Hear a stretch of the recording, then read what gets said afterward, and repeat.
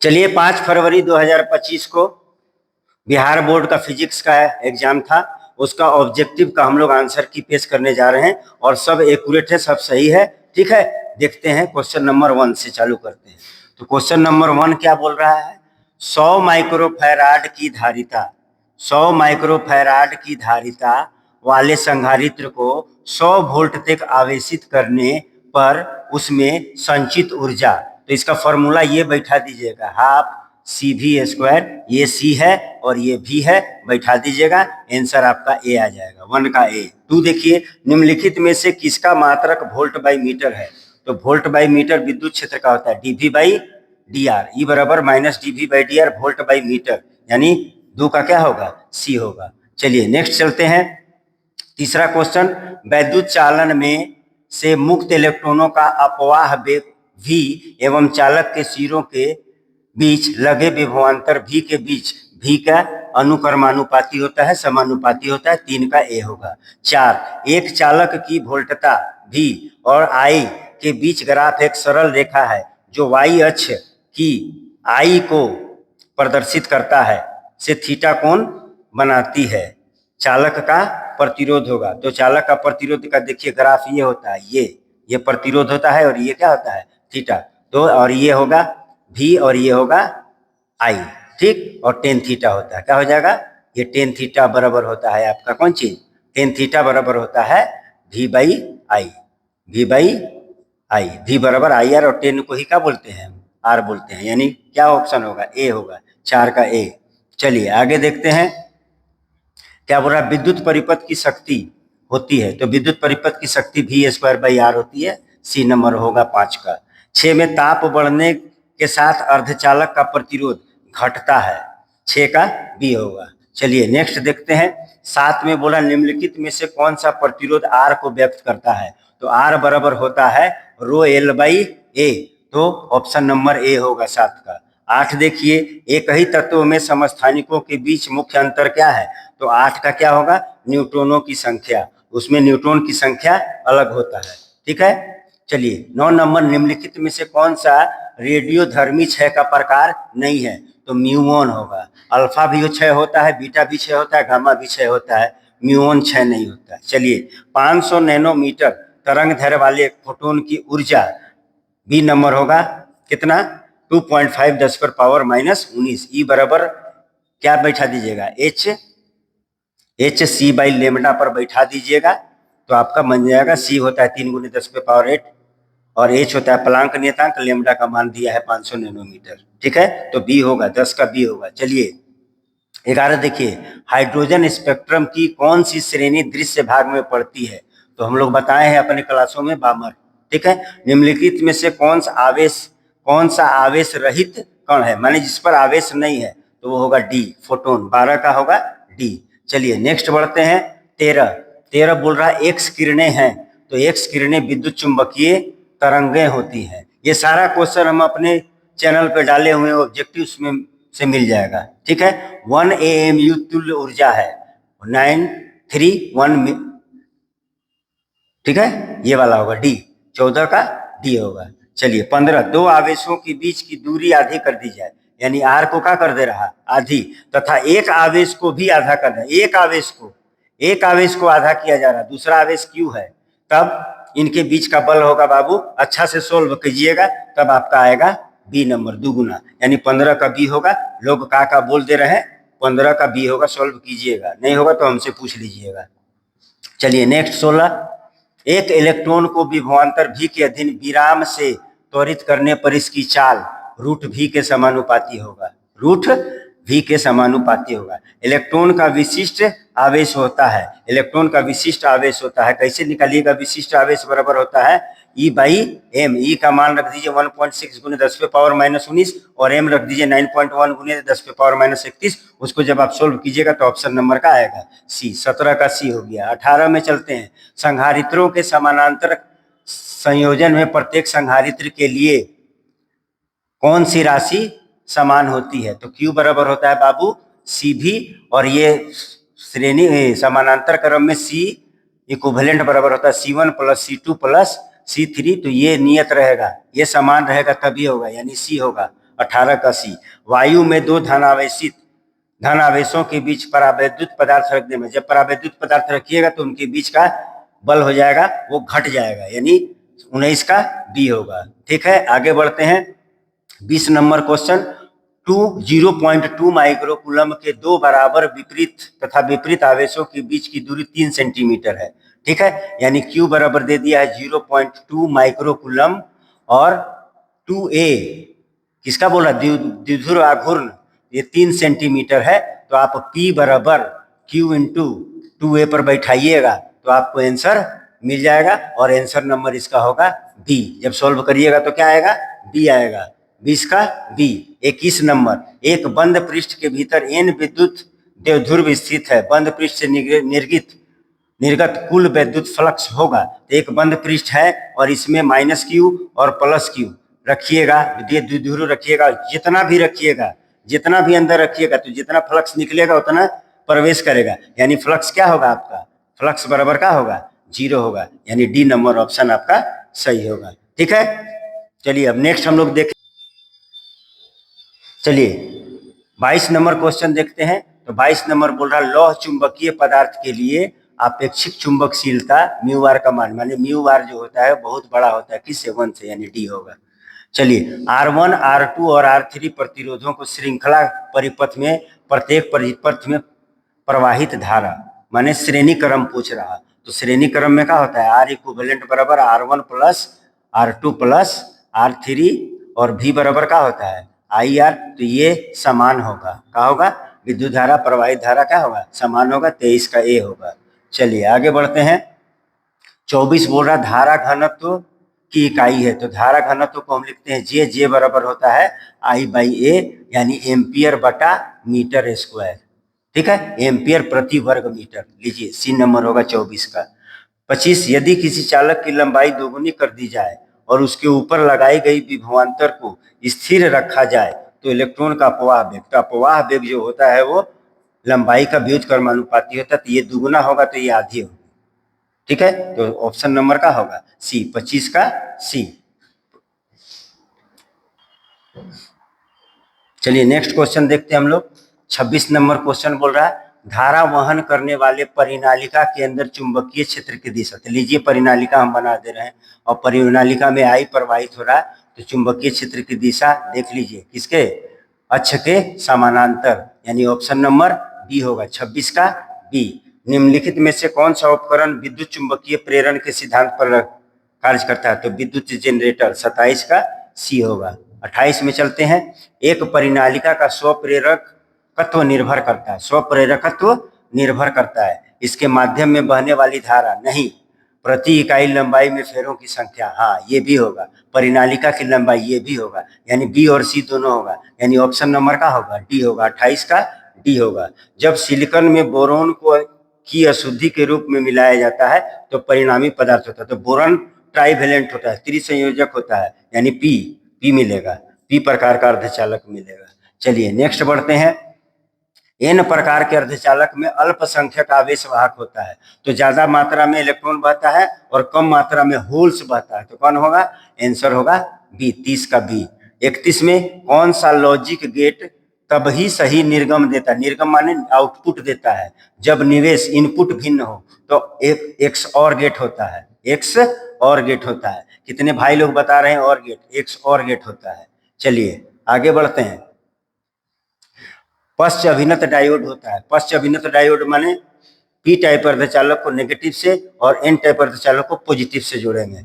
ठीक है, तब पश्च अभिन्नत डायोड होता है। तो जेनर डायोड भी इस पर काम करता है, फोटो डायोड भी काम करता है, एलईडी नहीं काम करता है, तो ए और सी होगा, यानी ऑप्शन नंबर डी होगा, 32 का डी होगा।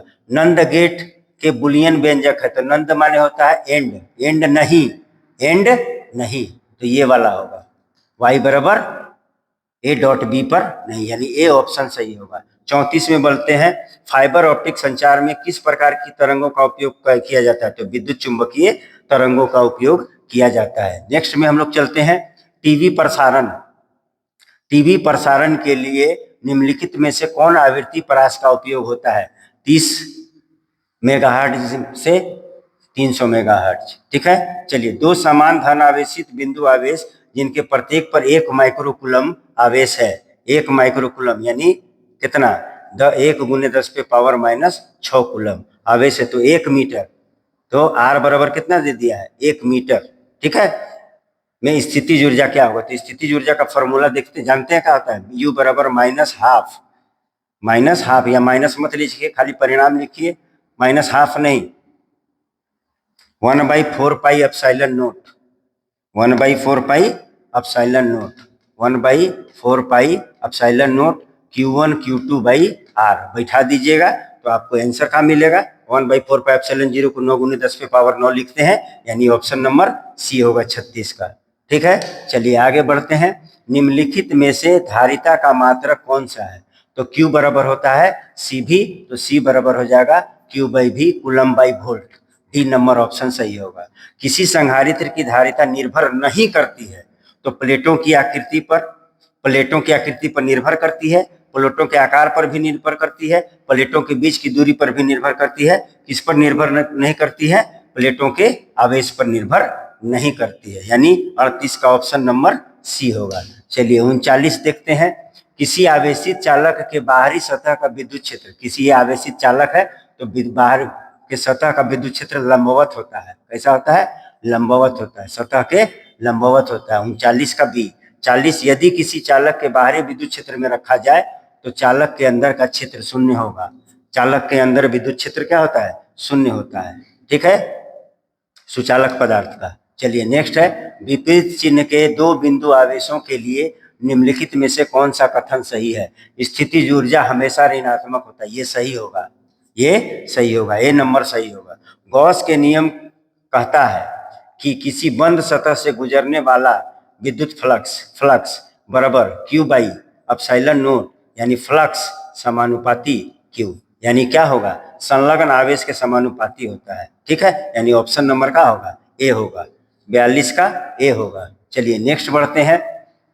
समान आयाम एवं समान तरंग दैर्घ्य की दो प्रकाश तरंगे अध्यारोपित होती है। ठीक है, ये वेव ऑप्टिक्स से है। परिणामी तरंग का आयाम महत्तम होगा जब उनके बीच का कालांतर नियत होगा या शून्य होगा, तो नियत कहीं नहीं दिया है, यानी ऑप्शन नंबर ए होगा, शून्य होगा, 43 का ए होगा। ध्रुवित प्रकाश में पोलराइजेशन से बात कर रहा, में कंपन तल एवं ध्रुवन तल के बीच का कोण 90 डिग्री होता है, यानी 44 का सी होगा। ठीक है, चलिए 45 में चलते हैं। निम्नलिखित में से कौन सी वैद्युत चुंबकीय तरंग नहीं है, तो गामा किरणें है, अवरक्त किरणें भी विद्युत चुंबकीय तरंग है, एक्स किरणें भी है, यानी कौन सा, ए नंबर, अल्फा किरणें विद्युत चुंबकीय तरंग नहीं होती है। किसी द्रव्यमात्मक माध्यम में विद्युत चुंबकीय तरंग की चाल निर्भर करती है, इसकी तीव्रता पर निर्भर करती है, यानी 46 का कितना होगा, सी होगा। चलते हैं 47 में। प्रकाश विद्युत उत्सर्जन की घटना में आपतित प्रकाश की तीव्रता बढ़ाने पर प्रकाश विद्युत धारा बढ़ती है, यानी 47 का ए होगा। 48 देखिए, किसी गतिमान कण से संबद्ध डी ब्रोगली तरंग की तरंग दैर्घ्य निर्भर नहीं करते, तो तरंग दैर्घ्य का फॉर्मूला होता है H/mv। ठीक है, तो द्रव्यमान पर निर्भर करेगी, आवेश पर नहीं करेगी। देखिए आवेश नहीं है, वेग है, संवेग, ये पूरा संवेग ही होता है। ठीक है, यानी किस पर निर्भर नहीं करेगी, बी पर है, यानी आवेश पर, यानी 48 का क्या आएगा आपका, बी होगा। चलिए नेक्स्ट बढ़ते हैं। 49 देखिए, फोटोन की गतिज ऊर्जा का सूत्र, फोटोन की गतिज द्रव्यमान का सूत्र है, तो E बराबर होता है बाबू h/μ, और E बराबर आइंस्टाइन का इक्वेशन से mc² बराबर h/μ होता है, तो हमको m पूछा है, तो h/μ का होगा c², यानी कौन सा ऑप्शन सही होगा, बी नंबर ऑप्शन सही होगा, 49 का बी। किलोवाट घंटा किसका मात्रक है, तो ऊर्जा का मात्रक है। 51 में चलते हैं। निम्न में से कौन सा नियम ऊर्जा संरक्षण के सिद्धांत पर आधारित है, एम्पियर का नियम नहीं, फैराडे का विद्युत अपघटन नियम नहीं, लेंज का नियम, यानी कौन नंबर ऑप्शन, 51 का सी नंबर ऑप्शन सही है। ठीक है, अब हम लोग बढ़ते हैं नेक्स्ट पर। देखिए 52 नंबर क्वेश्चन, जब किसी एमीटर को शंट किया जाता है तो उसकी माप सीमा क्या हो जाती है, बढ़ जाती है, तो ए नंबर ऑप्शन सही होगा, 52 का ए। चुंबकशीलता का विमीय सूत्र होता है mL/T-2 A-2, ये हम अपने क्लास में और यूट्यूब चैनल पर भी आपको बताए हुए हैं। ठीक है, तो ऑप्शन नंबर का है mL/T-2 A-2 A, 53 का ए। चलिए नेक्स्ट बढ़ते हैं। Mu naught by epsilon note का रूट का मात्रक है, तो mu naught by epsilon note बराबर होता है बाबू आर, और आर का मात्रक का होता है ओम।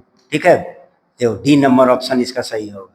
ठीक है, और किसी पे मत जाइएगा, डी नंबर ऑप्शन सही होगा। चेक कर लीजिए, आप कहीं भी चेक कर लीजिए कि यदि किसी चल कुंडली गैल्वेनोमीटर में फेरों की संख्या बढ़ा दी जाए तो उसकी सुग्राहिता बढ़ जाती है। 55 का ए होगा। चलिए 56 में चलते हैं। उदासीन बिंदु पर चुंबकीय क्षेत्र क्या होगा? 0 होता है, यानी ऑप्शन नंबर डी होगा। चलिए यदि किसी प्रत्यावर्ती धारा का शिखर मान 10 एम्पियर है, शिखर मान मतलब आई नोट 10 एम्पियर है, तो उसका वर्ग माध्य मूल मान, तो आई रमेश बराबर होता है आई नोट बाई √2। जब इसको मान बैठाइएगा तो ऑप्शन नंबर बी आएगा, 57 का बी आएगा। 58 में चलते हैं। शुद्ध विद्युत प्रेरकीय परिपथ में देख लीजिए, ये बोल रहा है प्रेरकीय, केवल प्रेरक है।